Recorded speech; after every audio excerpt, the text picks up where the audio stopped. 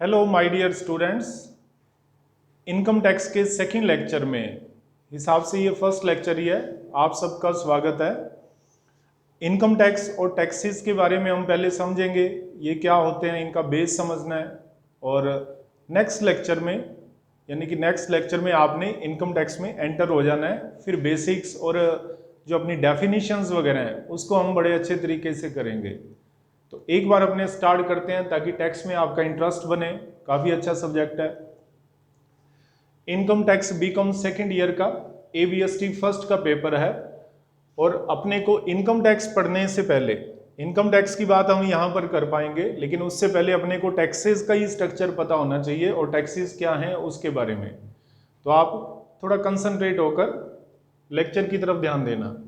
सबसे पहले हम इंट्रोडक्शन में टैक्स ले रहे हैं। टैक्स का मतलब क्या है, टैक्स किसे कहते हैं? टैक्स गवर्नमेंट की इनकम है, अथॉरिटी की इनकम है। तो क्या वो वैसे ही न्यूज़पेपर में एडवर्टीजमेंट देकर टैक्सेस लगा सकते हैं या उसके लिए कोई रूल बना होना चाहिए? तो टैक्स गवर्नमेंट की इनकम है, अथॉरिटी की इनकम है या किसी एंटिटी की इनकम है जो लीगल एंटिटी है, यानी कि वैधानिक रूप से स्थापित की गई है, पर बिना कोई कानून बनाए, बिना कोई लीगल फॉर्म के वो टैक्सेस नहीं लगा सकते।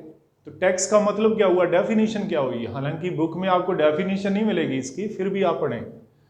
Tax is a revenue source, tax आय का साधन है, ऑफ गवर्नमेंट सरकार का, अथॉरिटी सत्ता का, एनी एंटिटी कोई भी संस्था जो किसी कानून के अंतर्गत स्थापित की गई हो। Tax is a revenue source of government, authority and entity under any law being in force. उस समय कानून के कारण कोई अस्तित्व में आई संस्था भी आपसे टैक्स ले सकती है, बस लीगल फॉर्म में होनी चाहिए, कानूनी रूप से वो उसकी मान्यता होनी चाहिए। फिर टैक्सेस के टाइप्स क्या होते हैं? Types of taxes. Types of taxes दो तरह के, एक तो डायरेक्ट टैक्सेस और एक indirect taxes. Types of taxes में direct taxes, indirect taxes. Direct taxes को हिंदी में प्रत्यक्ष कर कहते हैं और इनडायरेक्ट टैक्सेस को अप्रत्यक्ष कर कहते हैं।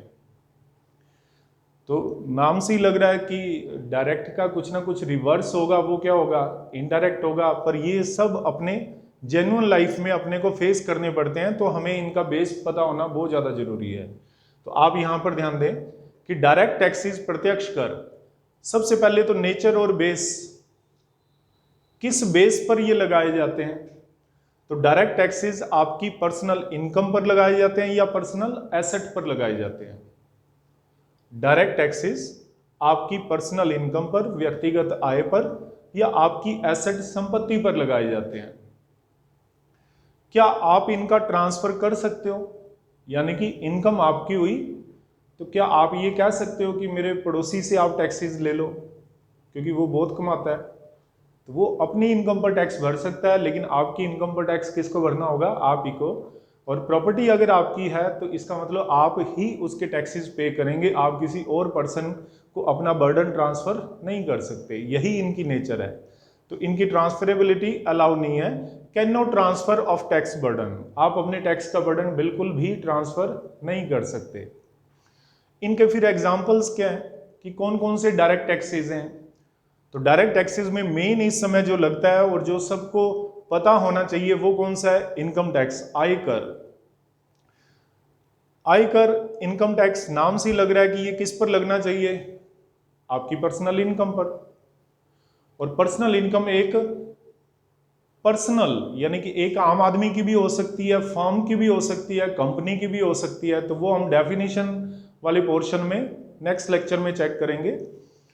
तो इनकम टैक्स इनकम पर लगने वाला टैक्स है। तो सबसे पहले इंडिया में 1860 में बाय जेम्स विल्सन अंग्रेजी सरकार ने लगाया था और फिर 1886 में एक्ट बनाकर रूटीन में लगाया जाने लगा। लेकिन टैक्सेस की रेट्स स्टार्टिंग में बहुत ज़्यादा थी, टैक्स इनकम पर लगता था और टैक्सेस की रेट्स काफ़ी होने के कारण ज़्यादा इनकम आपकी टैक्सेस में चली जाती थी।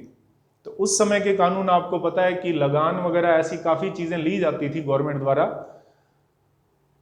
लेकिन भारत को आज़ाद होने में काफी समय लगा और 1947 में 1947 में जब भारत आजाद हुआ तो 2.5 साल 2 साल से ज्यादा समय लग गया अपने कॉन्स्टिट्यूशन को बनाने में, भारतीय संविधान बनाने में।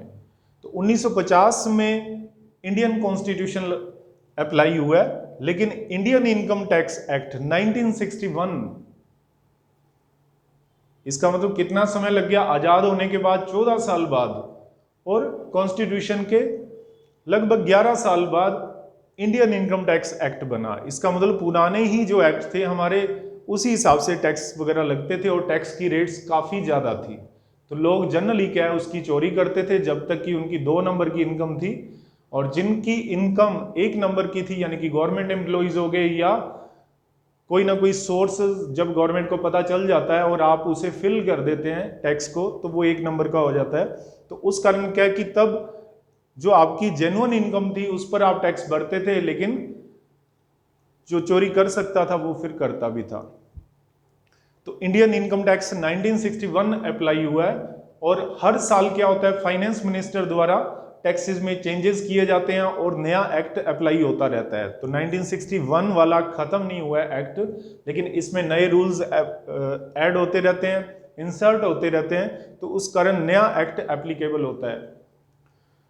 तो इस समय जैसे अगर आप बात करेंगे तो Indian income tax act 2020, 2019, 2018 CA लोगों के पास आप जाओगे तो सारे एक्ट आपको मिल जाएंगे, लेकिन उनका बेस 1961 वाला एक्ट था।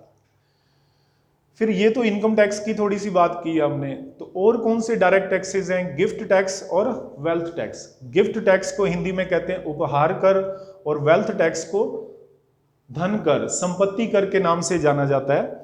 तो गिफ्ट टैक्स गिफ्ट देने पर टैक्स लगता था, और वेल्थ टैक्स किसी के पास 6 तरह की एसेट्स संपत्तियां होती थी तो उस पर लगाया जाता था। लेकिन मेन बात सिर्फ इतनी सी है कि इसके बारे में लोगों को ज़्यादा नॉलेज नहीं थी, अथॉरिटीज़ को नॉलेज नहीं थी, एक्सपेंस ज़्यादा थे, और गवर्नमेंट ने इसे डिसकंटिन्यू कर दिया, ख़त्म कर दिया, और इस समय ये अप्लाई नहीं है। 98-99 के बाद से क्या है गिफ्ट टैक्स को अबॉलिश कर दिया गया, और 1/4/2015 से वेल्थ टैक्स को ख़त्म कर दिया गया। तो ये तो डायरेक्ट टैक्सेस थे।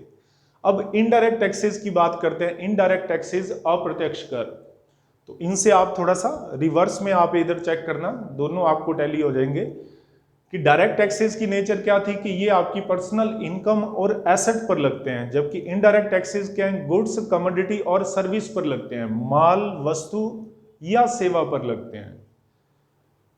ठीक है, आप डायरेक्ट टैक्सेस का ट्रांसफर नहीं कर सकते थे, डायरेक्ट टैक्सेस का ट्रांसफर नहीं कर सकते थे, लेकिन इनडायरेक्ट टैक्सेस क्या होते हैं? ट्रांसफरेबल होते हैं, आप ट्रांसफर कर सकते हैं। यानी कि टैक्स आप पर लगता है तो आप कह सकते हैं कि मेरे पड़ोसी से ले लो जी, वो टैक्स भरेगा, पर कैसे?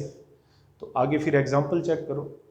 जैसे सेल्स टैक्स है, पुराना नाम सेल्स टैक्स, फिर गवर्नमेंट ने चेंज किया वैट, वैल्यू एडेड टैक्स, और बाद में अब सभी लोग जानते हैं कि जीएसटी के नाम से 1 जुलाई 2017 के बाद एप्लीकेबल हो गया। अब एक जनरल सा आप एग्जांपल चेक करें, जैसे मान लो 10 रुपए का आप पेन मार्केट से परचेज करने जाते हैं, तो पेन का जो एनवेलप है, लिफाफा है, ऊपर उसके ऊपर 10 रुपए लिखा हुआ है, MRP 10 ब्रैकेट में इंक्लूसिव ऑफ ऑल टैक्सेस। इसका क्या मतलब है कि 10 रुपए मैक्सिमम सेलिंग प्राइस है, उसमें सेल करने वाले की कॉस्ट भी है, प्रॉफिट भी है और टैक्स भी है। मान लो कि आप खुद सेलर हैं, तो आप 10 रुपए में सेल करते हैं, 8 आपकी कॉस्ट थी, 1 प्रॉफिट था और 1 टैक्स था। तो जो परचेजर आपके पास आया तो उससे आपने 10 रुपए रिसीव कर लिए, तो 10 रुपए में आपकी कॉस्ट की रिकवरी 8 हुई, 1 प्रॉफिट हुआ, और 1 रुपया जो टैक्स आपने रिकवर किया वो आपने डिपॉजिट करवा देना है गवर्नमेंट के अकाउंट में। तो आप एक माध्यम बने, मीडिया बने, और आपके माध्यम से टैक्स कंज्यूमर से कहां तक पहुंच गया? गवर्नमेंट के पास। यही सेल्स टैक्स था, वैट अब जीएसटी है। इसका मतलब क्या है कि टैक्स आपकी सेल पर लगा था, लेकिन लास्ट बर्डन परचेज पर गया, यानी कि वो एक तरह से कहने को तो परचेज टैक्स हो गया, दिखने में सेल्स टैक्स था, क्योंकि आपने तो रिसीव ही कर लिया कस्टमर से, कंज्यूमर से। फिर एक्साइज ड्यूटी, उत्पाद शुल्क। फैक्ट्री के गेट पर अगर कोई कमोडिटी या गुड्स बनाया गया है तो एक्साइज ड्यूटी पे करके ही वो चीज वहां से बाहर निकल सकती है, तो वो एक्साइज ड्यूटी है, यानी कि उत्पाद शुल्क, ड्यूटी ऑन प्रोडक्शन। तो फैक्ट्री में कोई चीज 100 रुपए की बनती है और 16% मान लो एक्साइज ड्यूटी थी, तो इसका मतलब फैक्ट्री गेट पर ही वो चीज 116 की पड़ती है, तो फैक्ट्री वाले उसे 101 रुपए में थोड़ा सेल कर देंगे। तो मान लो वो 120 में सेल करते हैं, तो 100 उनकी कॉस्ट थी, 16 एक्साइज ड्यूटी थी, 4 रुपए ही उनका प्रॉफिट हुआ है। तो उस कारण क्या कि कस्टमर से उन्होंने एक्साइज ड्यूटी भी रिसीव कर ली, तो टैक्स का बर्डन लगा तो था प्रोडक्शन पर, मैन्युफैक्चरर पर, लेकिन उसने अपना बर्डन ट्रांसफर किसको कर दिया, परचेजर को, और लास्ट बर्डन किस पर आ गया, परचेजर पर। ऐसे ही कस्टम्स ड्यूटी है, कस्टम्स ड्यूटी सीमा शुल्क कहते हैं इसे। अगर आप फॉरेन से गुड्स मंगवाते हैं तो उसे इंपोर्ट कहते हैं, और फॉरेन में गुड्स को भेज देते हैं तो उसे एक्सपोर्ट कहते हैं। तो इंपोर्ट एक्सपोर्ट पर जो ड्यूटी लगती है वो कौन सी है, कस्टम्स ड्यूटी। और मान लो फॉरेन से कोई गुड्स आपने 100 रुपीज़ में परचेज किया है और 10 रुपये कस्टम्स ड्यूटी लग गई, तो आपको इंडिया में बोर्ड पर यानी कि एयरपोर्ट पर ही आपको वो चीज़ 110 की पड़ गई। और एयरपोर्ट से बाहर अगर आपने 120 की सेल करनी है तो कस्टमर से जो 110 रुपये आपने लिए हैं वो तो कॉस्ट प्लस कस्टम्स ड्यूटी के थे, 10 रुपये आपका प्रॉफिट बना, लेकिन लास्ट बर्डन किस पर आ गया, कस्टमर पर आ गया। ऐसे ही फिर क्या, एंटरटेनमेंट टैक्स, मूवीज वगैरह कि जब आप टिकट्स वगैरह चेक करेंगे तो उसमें अब जीएसटी लग के आता है, पहले एंटरटेनमेंट टैक्स था। इसका मतलब एंटरटेनमेंट टैक्स एंटरटेनमेंट करने वाले पर लगना चाहिए, लेकिन सिनेमा मालिक आपसे रिसीव करके और इसको गवर्नमेंट के अकाउंट में डिपॉजिट करवा देता है। ऐसे ही सर्विस टैक्स है, दुनिया भर की सर्विसेज आप कंज्यूम कर रहे हैं, रिकॉग्नाइज सर्विसेज ले रहे हैं, तो वो आपसे सर्विस टैक्स को ले लेते हैं। आजकल वो जीएसटी में शिफ्ट हो गया। जैसे मोबाइल का रिचार्ज आप करवाते हैं, D2H कनेक्शन है, तो इनमें क्या होता है कि सर्विस टैक्स की रेट होती है, पहले 15 होता था, अब जीएसटी में 18 के स्लैब में वो आ चुका है। तो अब एक बार आप थोड़ा ध्यान रखें कि अपने टैक्सेस के बारे में फिर थोड़ा सा रिवाइज कर लो। टैक्सेस के टाइप्स कौन से हैं, डायरेक्ट टैक्सेस और इनडायरेक्ट टैक्सेस। डायरेक्ट टैक्स का बेस क्या है, ये पर्सनल इनकम पर या पर्सनल एसेट पर लगते हैं, और इनडायरेक्ट टैक्सेस पर्सनल इनकम और एसेट पर नहीं लगते, ये गुड्स और कमोडिटी पर लगते हैं।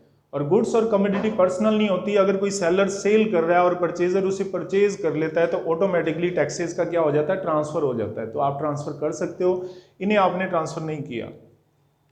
और इनके एग्जांपल्स क्या हैं कि डायरेक्ट टैक्सेस में इनकम टैक्स पूरा इफेक्टिव टैक्स है, वो आज भी एप्लीकेबल है और हर साल चेंजेस होकर नया एक्ट बन जाता है, लेकिन ये दोनों एबोलिश हो चुके हैं, गिफ्ट टैक्स और वेल्थ टैक्स।